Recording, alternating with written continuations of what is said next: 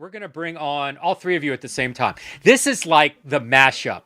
Okay, sometimes things work where it's like, hey, you know what? It's strategically aligned where all these people have the same like philosophy, and it's gonna be great.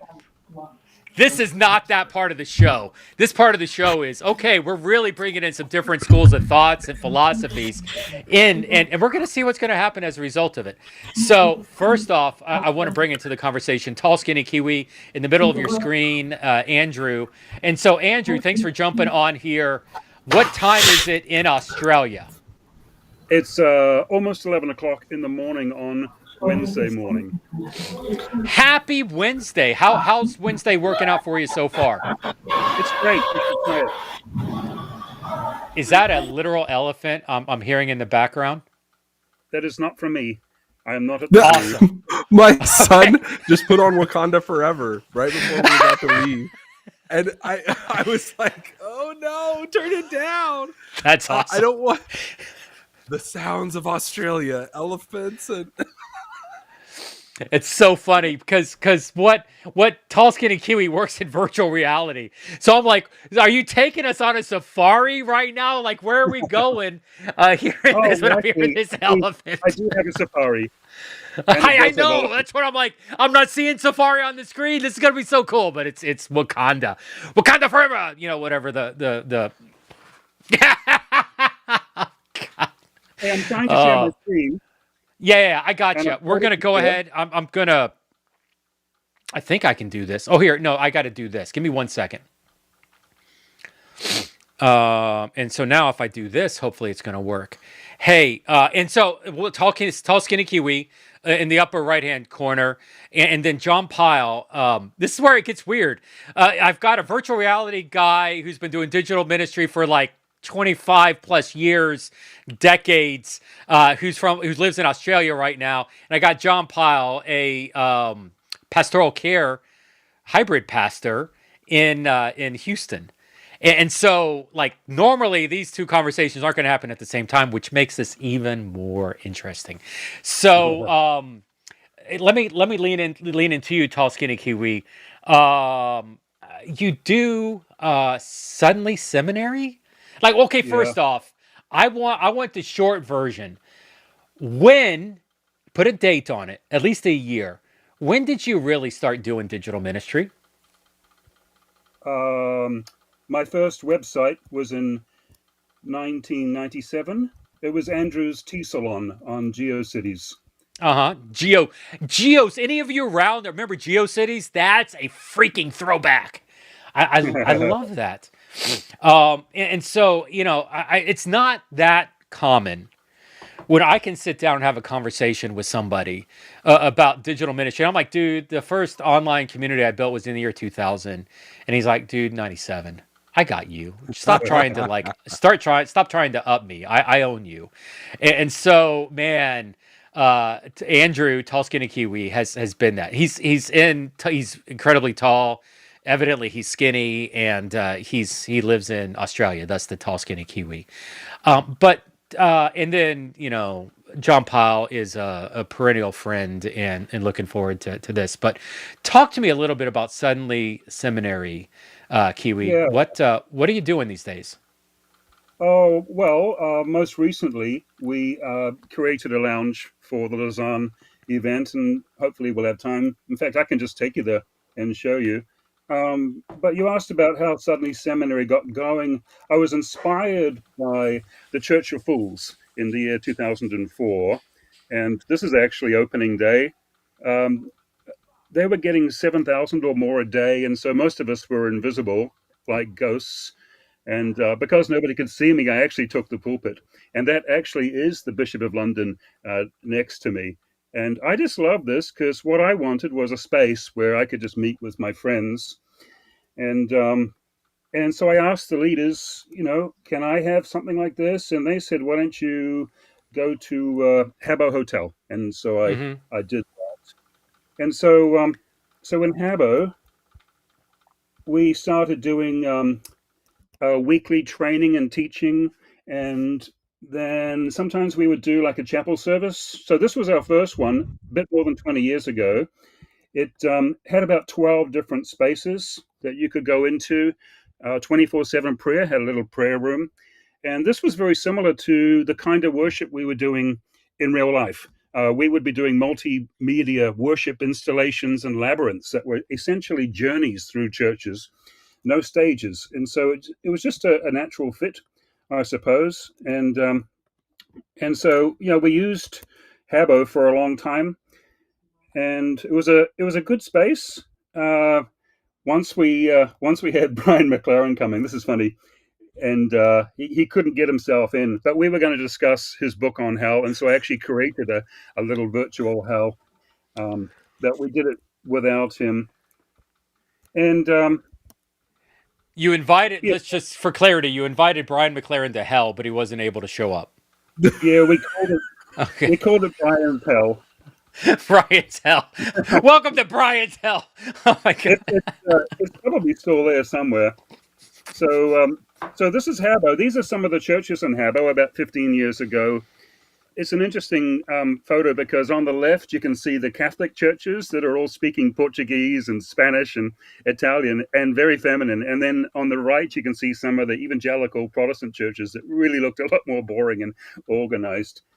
But I didn't want to do a church. I wanted to do a training for ministry leaders. And so essentially it was just an extension to what I was already doing. This is just one of our many rooms where we're having a chat, and they break out into song. And then we would have people come in to talk about their books and other things. This is the 24/7 prayer room that they made. That's my daughter in the middle. She would have been about 10 or 11 years old at the time. Oh, But anyway, that was suddenly seminary. What are we doing now? As I said, we just did the Lausanne Lounge. It was more like 8 or 9, to be honest. And this was the main lounge where people would spawn into. And there were portals here, including the Safari portal, which I mentioned. Different lounges, different video walls, and the highlight was actually going to visit the Church.digital in the Digital Discovery Center, which, as you know, because you were in Korea, there were 40 of them, and we did the same 40 in 2 different buildings. So this is the south version where you are. Just give me a second. There we go. And all right. And let's go find the Church.digital. I know where it is. Oh, and there you are. Yeah, I've Simply never put, looked prettier. The Church Oh my Digital gosh, is get a that digital off. mission Get that off. sending. Nobody I know wants to that hear that guy. Oh my god. I know that Hey, guy. man, listen, I want to tell this story right here. John, check this out. So he set this up for Lausanne, and Lausanne's promoting it, whatever. I get this call. I get a message from this guy named Tariq. Tariq's in Pakistan. And so I jump on this Zoom call with him and start talking about the way that this guy who lives in Pakistan has this vision for using TikTok to engage with people in Pakistan. And he's starting to ask questions about community, discipleship, digitally. Like he's understanding evangelism, but looking for deeper aspects of this in Pakistan. Have I said Pakistan? Pakistan. And I'm like, you know what? You should do our Equipping Digital Missionary course. He's doing it right now. He was on the stream earlier this morning with Jason Morris, JMO. He found us strolling around a freaking virtual reality thing, clicking on my video deal, writes it down, and follows up and connects with us in this. And it blows my mind when people are like, oh, nobody's in the metaverse. There's enough people in the metaverse to make it worthwhile. And we're building the bridges today to pave the roads for tomorrow. Like to be able to get into the space and do this, to empower the things that Kiwi's doing, and beyond. Like this is mind blowing towards this. Kiwi, how did we meet? Like it's so funny. You're of course it's Kiwi. It's funny. I saw you for the first time on a Zoom call 2 months ago. But I swear, I've known you for like a decade, just as tall, skinny Kiwi on like Twitter and Discord and Facebook Messenger. Like, it was funny. It took me years to figure out that Andrew Jones and tall, skinny Kiwi was like the same person. And when I put that together, it's like, oh my gosh, this world even gets more crazy. How did you get connected with us? It was, I don't know, I don't remember, but I was involved in a gathering on Zoom or something that you guys had organized, and a bunch of people were there, and I jumped in as well. Awesome. The guy from Roblox was there, and some others. It would have been 18 months ago. It was a big event, and it was a good chance for me to meet other people that were doing 3D virtual reality stuff. Oh, we go further back than 18 months. Well, we There's probably got to be. do. We have similar connections to Leadership Network, who I used to be with 20 years ago or more, Yeah, 25 years ago. very, very cool. So, huh. Let me ask this question. You were involved with digital ministry, I mean, for decades, 20, 25, 30, 27. I mean, that's almost 30-year anniversary coming up, bro. Yeah. Hmm. Um, what problem, in your opinion, what problem does the church digital solve? Well, for me, I really needed some expertise, especially recently, to do some things that I've never done before. And for me, it was helpful to draw into a pool of people that had skills and experiences that I lacked. And I could get advice. I could discuss the philosophy of doing certain things. And then I could actually have some people with practical skills that could jump in and help me out. Hmm. So the network creates a large pool of resources that are helpful for us all. Yeah, and that's really is it. For I mean, one of the things is to provide that network of relational equity, gathering people together Hmm. who think like this for encouragement, for the ability to resource. I remember, there have been several times you're like, hey, I'm looking for a builder in this or somebody to do this, and like oh, you need to talk to this guy, you need to do this. Oh, he's busy. Let me see if I can get in that back and forth towards that. Um, 20 years ago, 30 years ago, that didn't exist. Like we were, Yeah. hacking at this thing away. And now, like there's crazy ideas, like there's crazy people like you and me. There's a lot more of them. And so now it's like, oh yeah, have you met this guy? And have you met that? And so that's really good. Um, Yeah. why should people, let me just ask, why do you think people should resource the church digital? Um, yeah, it's not easy to get funds because a lot of people don't really see the value in digital.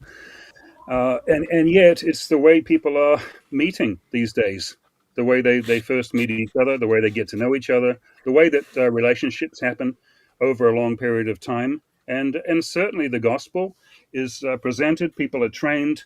I have people turning up from all over the world, which we couldn't do physically. And if we did do it physically, it would be very expensive to buy lots of plane tickets. So it just has so much potential.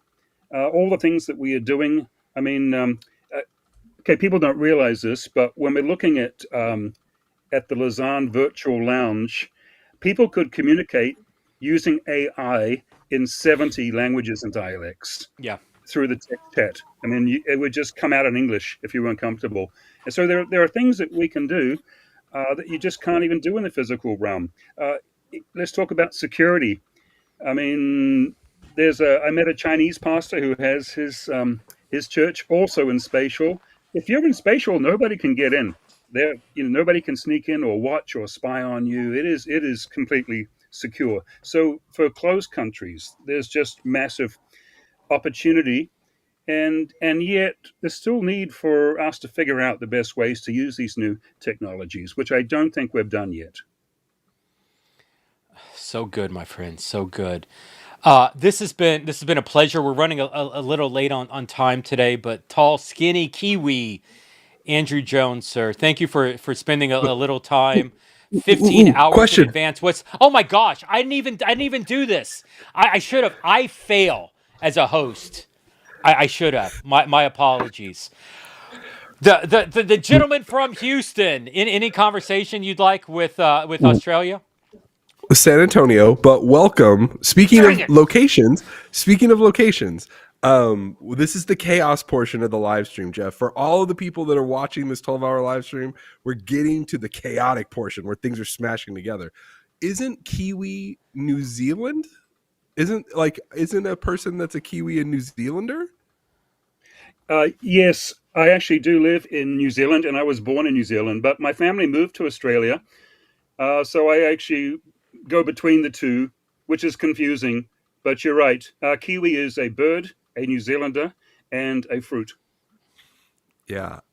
I think that's one of those things where I was taught don't mess up people from Australia and New Zealand, don't mess up people from Finland and Sweden.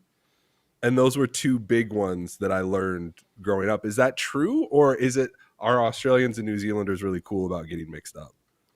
Oh, well, I'm already mixed up because I've lived in both countries for a long time. But no, we don't take it all too seriously. We're both down under, but there are Aussies and there are Kiwis. That is lovely. What you showed us was so stinking cool. I loved it. I don't play in that world very much, but I think it's so cool. So thank you for sharing that. Oh, you're welcome. I really loved having a safari because when I was in Cape Town for Lausanne 3 about 14 years ago, they actually did offer a real safari. And I asked permission because I had just met some other designers who had created an African safari. And I'm like, can we do this? And it was such a cool thing to do. And to really to show what could be done using VR and 3D spaces, not just a meeting room to show some videos, but actually go out and have a bit of fun and ride on a giant ant or a magic carpet or something.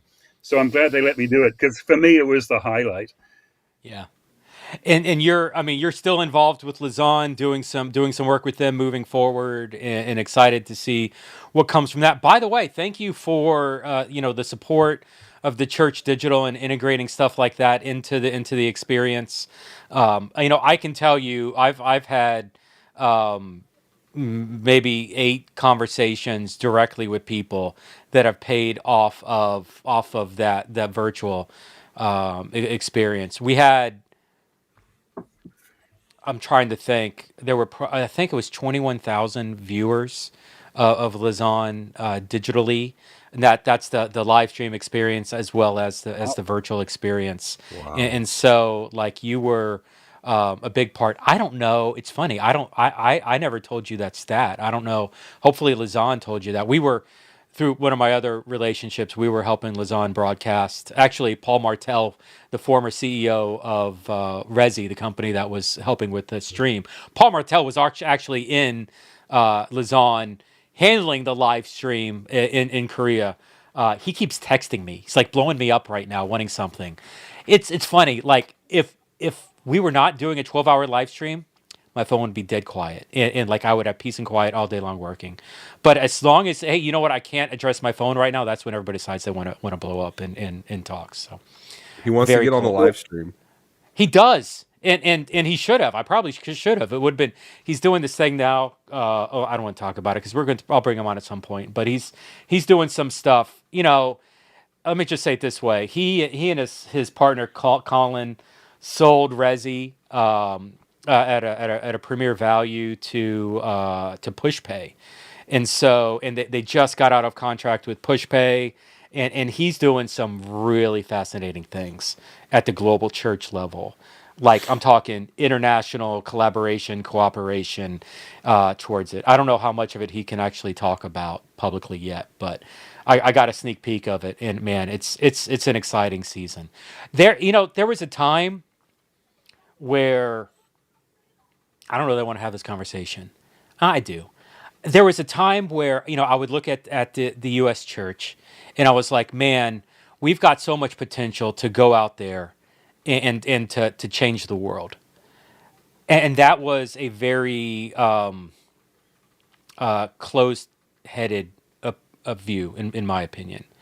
What I'm actually looking at this point in 2024 is, oh my gosh, we have so many opportunities to learn and so many lessons that we can pull from the global church. Like, and it's interesting. You know, I mentioned earlier some of the largest churches are in Korea. Some of the smallest churches on the planet are in India. Different models. Like it's not it's not for us to say what's right or what's not. It's not our That's not our call. If anything, there's opportunities for us to learn from both approaches: physical, digital, house ministries, house churches, workplace ministries, like across the board. Like it's much more about, this is what I love about Lausanne. It's much more about collaboration, working together, friends on mission, rather than fighting and trying to build our own kingdom. And instead, we should be working on the global kingdom, God's kingdom. You know, Amen. was it's the castle over, it's kingdom over castle mentality. Thinking about the kingdom instead of building your place on that. I could go for the remaining 3.5 hours just on kind of that deal. I don't want to do that. But Tall Skinny Kiwi, thank you so much for jumping on this stream and being a part of it. I'm going to segue over because I want to have a conversation with my friend John Pyle. But sir, it was great to talk with you. Have a great Wednesday. Okay. Thank you for having me. So cool.